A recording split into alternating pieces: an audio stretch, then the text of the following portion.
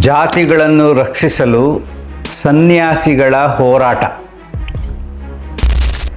ಜಾತೀಯತೆಯನ್ನು ಹೋಗಲಾಡಿಸಿ ಉಚ್ಚಾಟಿಸುವ ಮಟ್ಟಕ್ಕೆ ರಾಜಕಾರಣಿಗಳು ಬಂದಿದ್ದಾರೆ.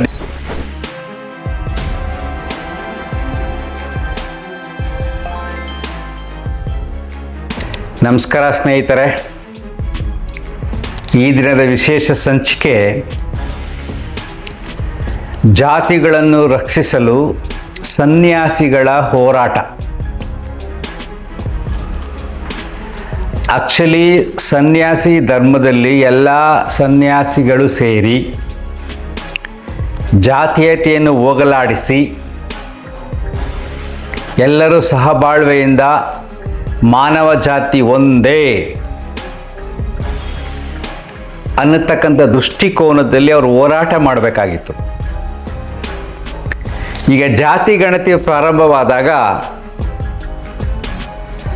ರಾಜಕೀಯ ಹಿತಾಸಕ್ತಿಯಿಂದ ರಾಜಕಾರಣಿಗಳು ಏನೇನು ಬೇಕೋ ಎಲ್ಲ ಆಟಗಳನ್ನು ಆಡ್ತಾರೆ. ಆ ಆಟಗಳನ್ನು ನಿಲ್ಲಿಸುವ ಶಕ್ತಿ ಸನ್ಯಾಸಿಗಳಿಗಿರಬೇಕು. ಹಿಂದಿನ ಕಾಲದಲ್ಲಿ ಪ್ರತಿಯೊಬ್ಬ ರಾಜನ ಆಸ್ಥಾನದಲ್ಲಿ ರಾಜಗುರು ಅಂತ ಇರ್ತಾ ಇದ್ರು. ಅವರೇನಾದರೂ ಈ ರೀತಿಯ ವ್ಯವಹಾರಗಳನ್ನು ಮಾಡಿದಾಗ ರಾಜಗುರು ಅವರಿಗೆ ಸಲಹೆಗಳನ್ನು ಕೊಡ್ತಾ ಇದ್ರು. ಈಗ ಅದೇ ಥರ ಒಂದೊಂದು ಜಾತಿಗಳಿಗೂ ಮಠಾಧಿಪತಿಗಳು, ಪೀಠಾಧಿಪತಿಗಳು, ಸನ್ಯಾಸಿಗಳಿದ್ದಾರೆ. ಎಷ್ಟು ಆಶ್ಚರ್ಯ ಆಗುತ್ತೆ ಅಂದರೆ, ಈ ಜಾತಿಯ ವಿಷಯಕ್ಕೆ ಕೆಲವಾರು ವಿಚಾರಗಳಿಗೆ ಸನ್ಯಾಸಿಗಳನ್ನು ಉಚ್ಚಾಟಿಸುವ ಮಟ್ಟಕ್ಕೆ ರಾಜಕಾರಣಿಗಳು ಬಂದಿದ್ದಾರೆ. ನಿಮಗೆಲ್ಲ ಗೊತ್ತು, ಟಿ ವಿನೆಲ್ಲ ಬರ್ತಾ ಇದೆ, ಹೆಸರಲ್ಲೇ ಹೇಳೋದು ಬೇಡ. ಜಾತಿ ಗಣತಿ ಪ್ರಾರಂಭ ಆದ ಮೇಲೆ ನಮ್ಮ ಜಾತಿಗಳು ಈ ರೀತಿ ಇರಬೇಕು, ಈ ರೀತಿ ನಮೂದಿಸಿ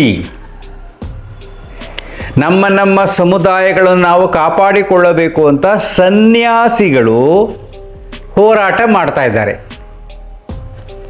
ಸನ್ಯಾಸ ಎಂದರೇನು? ಯಾಕೆ ನಾನು ಈ ವಿಷಯ ತಗೊಂಡೆ ಅಂದರೆ, ಕೆಲವು ಯುವ ಮನಸ್ಸುಗಳು ಆಧ್ಯಾತ್ಮಿಕದ ಕಡೆ ಆಕರ್ಷಿತವಾಗ್ತಾ ಇವೆ. ಆಧ್ಯಾತ್ಮಿಕ ಅಂದ್ರೆ ಹೀಗೆ, ನಮ್ಮಲ್ಲಿ ದೈವತ್ವವನ್ನು ನೋಡಬೇಕು, ಬೇರೆಯವರಲ್ಲಿ ದೈವತ್ವವನ್ನು ನೋಡಬೇಕು, ಎಲ್ಲ ಸಮಾಜದ ಜಂಜಾಟಗಳಿಂದ ಹೊರ ಬರಬೇಕು, ನನ್ನಲ್ಲಿ ಶಾಂತಿಯನ್ನು ನಾನು ನೋಡಬೇಕು ಅಂತಕ್ಕಂಥ ಚಿಂತನೆ ಯುವ ಮನಸ್ಸುಗಳಲ್ಲಿ ಬರ್ತಾ ಇದೆ. ಸ್ವಾಮೀಜಿಗಳು, ಸನ್ಯಾಸಿಗಳು ಅಂದಾಗ ಅವರು ದೇವರು ಅಂತ ಕೆಲವರು ಮನೆಗೆ ಕರೆದು ಪಾದಪೂಜೆ ಮಾಡ್ತಾರೆ. ಇನ್ನು ಕೆಲವರು ಕಂಡ ತಕ್ಷಣ ಕಾಲಿಗೆ ಬೀಳ್ತಾರೆ, ಮನೆಯಲ್ಲಿ ಅವ್ರ ಫೋಟೋ ಇಟ್ಕೊಂಡು ಪೂಜೆ ಮಾಡ್ತಾರೆ. ಈ ರೀತಿ ದೈವಿ ಶಕ್ತಿಯನ್ನು ಪಡೆದಿರತಕ್ಕಂಥ ವ್ಯಕ್ತಿ ಸನ್ಯಾಸಿ.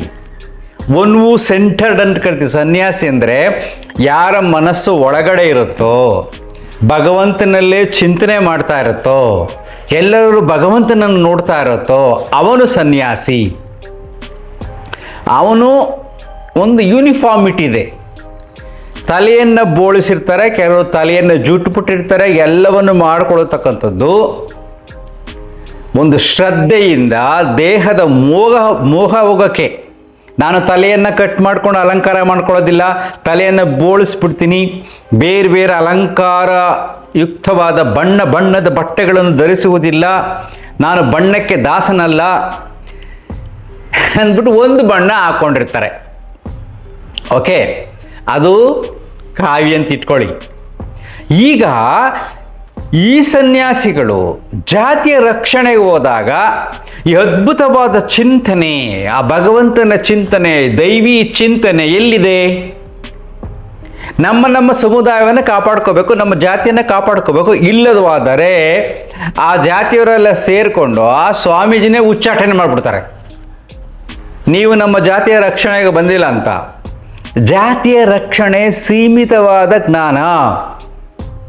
ಈ ಸಮಾಜದಲ್ಲಿರ್ತಕ್ಕಂಥ ಎಲ್ಲ ಸನ್ಯಾಸಿಗಳು ದೈವಿ ಪುರುಷರಲ್ಲ, ಅವರು ಸಮಾಜದ ಸುಧಾರಕರು, ಸಮಾಜದ ಸೇವಕರು, ಜಾತಿಯ ಸೇವಕರು. ಯಾಕೆಂದರೆ ಜಾತಿ ಪದ್ಧತಿ ಇನ್ನೂ ಹೋಗಿಲ್ಲ. ನಮ್ಮ ರಾಜ್ಯದ ಅಥವಾ ಭಾರತ ದೇಶದ ಎಲ್ಲ ಧರ್ಮದ ಧರ್ಮಾಧಿಕಾರಿಗಳು, ಸನ್ಯಾಸಿಗಳು, ಯಾರ ಜಗದ್ಗುರುಗಳು ಏನೇನೋ ಅಂತೆಲ್ಲ ಕರಿತೀವಿ, ಅವರೆಲ್ಲ ಒಟ್ಟಿಗೆ ಸೇರಿ ಈ ಜಾತಿ ಗಣತಿ ಬೇಕಾಗಿಲ್ಲ, ಜಾತಿಯ ನಿರ್ಮೂಲನೆ ಮಾಡುವ ಕಾಲ ಈಗ ಬಂದಿದೆ.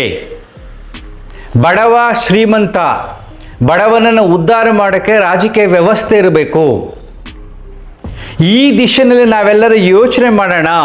ಜಾತಿ ಗಣತಿ ಬೇಡ, ಕೇಂದ್ರ ಸರ್ಕಾರದ ಜಾತಿ ಗಣತಿಯೂ ಬೇಡ, ರಾಜ್ಯ ಸರ್ಕಾರದ ಜಾತಿ ಗಣತಿಯೂ ಬೇಡ, ಧರ್ಮಾತೀತವಾಗಿ ಭಾರತೀಯರನ್ನಾಗಿ ಎಲ್ಲರನ್ನು ಮಾಡೋಣ ಅಂತ ಎಲ್ಲ ಸನ್ಯಾಸಿಗಳು, ಎಲ್ಲ ಧರ್ಮದ ಧರ್ಮಗುರುಗಳು ಹೊರಗಡೆ ಬಂದು ಹೋರಾಟ ಮಾಡಬೇಕಾಗಿತ್ತು.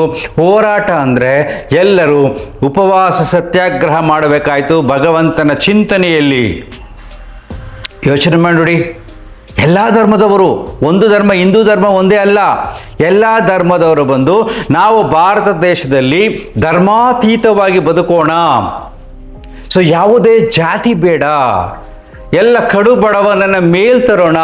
ಅದಕ್ಕೂ ಬೇಕು ರಿಸರ್ವೇಷನ್ ಪಾಲಿಸಿ ಮಾಡಿ, ಅದ್ರ ಎಜುಕೇಷನ್ಗೆ ಮಾತ್ರ, ಅವನ ಆಹಾರಕ್ಕೆ ಮಾತ್ರ, ಅವನ ಆರೋಗ್ಯಕ್ಕೆ ಮಾತ್ರ. ಇದಕ್ಕೆ ನಾವು ರಿಸರ್ವೇಷನ್ ಪಾಲಿಸಿ ತರೋಣ, ಎಲ್ಲ ಬಡವರು ಅದರಲ್ಲಿ ಬರಲಿ, ಅವ್ರಿಗೇನು ಬೇಕೋ ಕೊಡೋಣ. ಸೊ ಇನ್ನು ಮುಂದೆ ಭವ್ಯ ಭಾರತದಲ್ಲಿ 140 ಕೋಟಿ, ಕೆಲವು ದೇಶಗಳೆಲ್ಲ 5 ಕೋಟಿ 6 ಕೋಟಿ ಏನೇನೆಲ್ಲ ಮಾಡ್ತಾರೆ. ಅಮೆರಿಕದಲ್ಲೇ ಕೇವಲ 33 ಕೋಟಿ. ಇಷ್ಟೊಂದು ನಮ್ಮ ದೊಡ್ಡ ಭಾರತದಲ್ಲಿ ಜಾತಿಯನ್ನು ನಿರ್ಮೂಲನೆ ಮಾಡೋಕ್ಕೆ ಇದೊಂದು ಕಾಲಾವಕಾಶ ಸಿಕ್ಕಿತ್ತು. ಪುನಃ ಮೌಢ್ಯದಲ್ಲೇ ಮುಳುಗ್ತಾ ಇದ್ದಾರೆ. ಮತ್ತು ಏನು ಸನ್ಯಾಸಿಯಾಗಿ ಏನು ಪ್ರಯೋಜನ ಬಂತು? ನೀನು ಧರ್ಮಗುರುವಾಗಿ ಏನು ಪ್ರಯೋಜನ ಬಂತು? ಎಲ್ಲರೂ ವಿಶ್ವ ಮಾನವ ತತ್ವವನ್ನು ನೋಡಿಲ್ಲ ಅಂದರೆ, ಇವರೆಲ್ಲರೂ ಒಂದು, ನಮ್ಮ ದೇಶ ಒಂದು, ನಾವೆಲ್ಲರೂ ಒಂದಾಗೋಣ ಅಂತ ನೀವೆಲ್ಲರೂ ಒಂದಾಗಿ ನೀವು ಸತ್ಯಾಗ್ರಹ ಮಾಡಿಲ್ಲ. ಭಗವಂತನ ಚಿಂತನೆಯಲ್ಲಿ ಉಪವಾಸ ಸತ್ಯಾಗ್ರಹ ಎಲ್ಲ ಧರ್ಮಗುರುಗಳು, ಎಲ್ಲ ಸನ್ಯಾಸಿಗಳು ಮಾಡಿದ್ರೆ ಆಗ ಈ ಜಾತೀಯತೆಯಿಂದ ಹೊರಗಡೆ ಬರಬಹುದಾಯಿತು. ಈ ಜಾತಿಗಳಿಂದ ಹೊರಗಡೆ ಬಂದಿದ್ರೆ ಮನುಷ್ಯನಲ್ಲಿ ಮಾನವ ಜಾತಿ ಹುಟ್ಟುತ್ತಾ ಇತ್ತು, ಅವನಲ್ಲಿ ವಿಶ್ವ ಮಾನವ ತತ್ವ ಬೆಳೀತಾ ಇತ್ತು. ನೀನು ಕಾವಿ ಬಟ್ಟೆ ಹಾಕ್ಕೊಂಡು, ತಲೆ ಬೋಳಿಸ್ಕೊಂಡು, ಏನೇನೆಲ್ಲ ಹಾಕ್ಕೊಂಡು ನನ್ನ ಜಾತಿನ ಉಳಿಸ್ಬೇಕು ಅಂದರೆ ಸನ್ಯಾಸಿ ಹೇಗಾಗ್ತೀಯಾ? ನೀನು ದೈವಿ ಪುರುಷ ಹೇಗಾಗ್ತೀಯಾ ಅಂತ ಆಧ್ಯಾತ್ಮಿಕ ಶಕ್ತಿ ನೀನು ಹೇಳಿದೆ. ಯಾಕೆ ನಿನ್ನಲ್ಲಿ ಆಲ್ರೆಡಿ ಮನಸ್ಸಿನಲ್ಲಿ ವ್ಯತ್ಯಾಸಗಳು ತುಂಬಿದೆ. ಧರ್ಮಗುರುಗಳಲ್ಲಿ ವ್ಯತ್ಯಾಸ ತುಂಬಿದಾಗ ಧರ್ಮದ ತತ್ವ ಅವರಿಗೆ ತಿಳಿದಿಲ್ಲ. ಸನ್ಯಾಸಿಗಳಲ್ಲಿ ಜಾತಿಯ ತತ್ವ ನಿಂತಾಗ ಅವರ ಸನ್ಯಾಸಿಯ ತತ್ವ ತಿಳಿದಿಲ್ಲ. ಎಲ್ಲರೂ ದೈವಿ ಶಕ್ತಿ ನೋಡುವ, ದೈವಿ ಪುರುಷರನ್ನಾಗಿ ಮಾಡುವ ಆಧ್ಯಾತ್ಮಿಕ ಚಿಂತನೆ ನಿಮ್ಮಲ್ಲಿ ಇಲ್ಲ. ಇದಕ್ಕೋಸ್ಕರನೇ ವಿಡಿಯೋ ಮಾಡ್ತಾ ಇದ್ದೀನಿ. ಯೋಚನೆ ಮಾಡಿ ನೋಡಿ. ಅಂದರೆ ಈ ಸಮಾಜದಲ್ಲಿ ಎಷ್ಟೊಂದು ಮೌಢ್ಯಗಳು ತುಂಬಿಕೊಂಡಿದೆ. ನಾನಾ ಚಿಂತನೆಗಳಿಂದ ಮನಸ್ಸಿನಲ್ಲಿ ಮೌಢ್ಯಗಳು ತುಂಬಿಕೊಂಡು ಜಗತ್ತನ್ನು ನಲುಗಿಸ್ತಾ ಇದೆ. ಈ ದಿಶೆಯಲ್ಲಿ ಯಾಕಪ್ಪ ಸನ್ಯಾಸಿಗಳು ಯೋಚನೆ ಮಾಡಿಲ್ಲ, ಧರ್ಮಗುರುಗಳು ಯೋಚನೆ ಮಾಡಿಲ್ಲ? ಈಗೆಲ್ಲ ಹೋರಾಟ ಮಾಡಬಹುದಾಗಿತ್ತಲ್ವಾ? ನಮಗೆ ಯಾವ ಜಾತಿಯ ಗಣತಿಯೂ ಬೇಕಾಗಿಲ್ಲ, ಯಾವ ಜಾತಿಯೂ ಬೇಕಾಗಿಲ್ಲ, ಹೆಣ್ಣು ಗಂಡು ಅಷ್ಟೇ ಅಲ್ವಾ? ಬಡವ ಶ್ರೀಮಂತ ಅಷ್ಟೇ. ಆ ದಿಶೆಯಲ್ಲಿ ಈಗಿಂದ ಪ್ರಯತ್ನ ಪಡೋಣ ಅಂತ ಅವರು ಪ್ರಯತ್ನ ಪಡಲೇ ಇಲ್ಲ. ಇನ್ಯಾವ ಧ್ಯಾನ, ಇನ್ಯಾವ ಸಾಧನೆ, ಇನ್ಯಾವ ಪೂಜೆ, ಇನ್ಯಾವ ದೇವರನ್ನು ಅವರು ಆರಾಧಿಸ್ತಿದ್ದಾರೆ? ದೇವರ ತತ್ವ ಅಂದ್ರೆ ಏನು? ಈ ರೀತಿ ಚಿಂತನೆ ಮಾಡಲೇ ಇಲ್ಲ. ಸೊ ಆಧ್ಯಾತ್ಮಿಕವಾಗಿ ಸನ್ಯಾಸಿಗಳ ಹಿಂದೆ ಹೋಗುವವರು ಯೋಚನೆ ಮಾಡಲಿ ಅಂತ ಈ ವಿಡಿಯೋ. ಅಂದರೆ ಆ ಸನ್ಯಾಸತ್ವದಲ್ಲಿ ಸತ್ವವಿಲ್ಲ. ಒನ್ ಸೆಂಟರ್ಡ್, ಜಾತಿಗೆ ಸೀಮಿತವಾದವನು ಸನ್ಯಾಸಿಯಲ್ಲ, ಕೆಟ್ಟವರಲ್ಲ, ಸಮಾಜದ ಸುಧಾರಕರು. ಅವರಿಂದ ಕೈಲಾದ ಸೇವೆ ಮಾಡ್ತಾ ಹೋಗ್ತಾರೆ. ಯಾವುದರಲ್ಲಿ? ಜಾತಿಯ ಭಾವನೆಗಳಲ್ಲಿ ಕಟ್ಟು ಬಿದ್ದು ಭಗವಂತನ ಹೆಸರಿನಲ್ಲಿ ಮೌಢ್ಯಕ್ಕೆ ದಾಸರಾಗಿ ಸಮಾಜದಲ್ಲಿ ಸುಧಾರಣೆಯನ್ನು ತರ್ತಾರೆ. No problem. ಬಟ್ ನಾವೇನು ಚಿಂತನೆ ಮಾಡ್ತೀವಲ್ವಾ, ಅದ್ಭುತವಾದ ದೈವೀ ಪುರುಷರು, ಅವರ ಪಾದ ಪೂಜೆ ಮಾಡೋದು, ಪಾದಗಳಿಗೆ ಶರಣಾಗುವುದು, ಈ ಎಲ್ಲ ಭಾವಗಳು, ಮನಸ್ಸಿನಲ್ಲಿರ್ತಕ್ಕಂಥ ಮೌಢ್ಯಗಳು ಸತ್ಯ ಚಿಂತನೆಯಲ್ಲಿ ಅವರು ಯಾವ ಜಾತಿಗೂ ಸೇರಿದವರಲ್ಲ. ಜಾತಿಯ ಹೆಸರಲ್ಲಿ ಬರತಕ್ಕಂಥ ಸನ್ಯಾಸಿಗಳಿಗೆ ಇನ್ನು ಆಧ್ಯಾತ್ಮಿಕ ಚಿಂತನೆ ಬಂದೇ ಇಲ್ಲ. ಧರ್ಮದ ಹೆಸರಿನಲ್ಲಿ ಬರತಕ್ಕಂಥ ಗುರುಗಳಿಗೆ ಇನ್ನು ಆಧ್ಯಾತ್ಮಿಕ ಚಿಂತನೆ ಬಂದೇ ಇಲ್ಲ. ಮನಸ್ಸು ಸೀಮಿತವಾಗಿದೆ.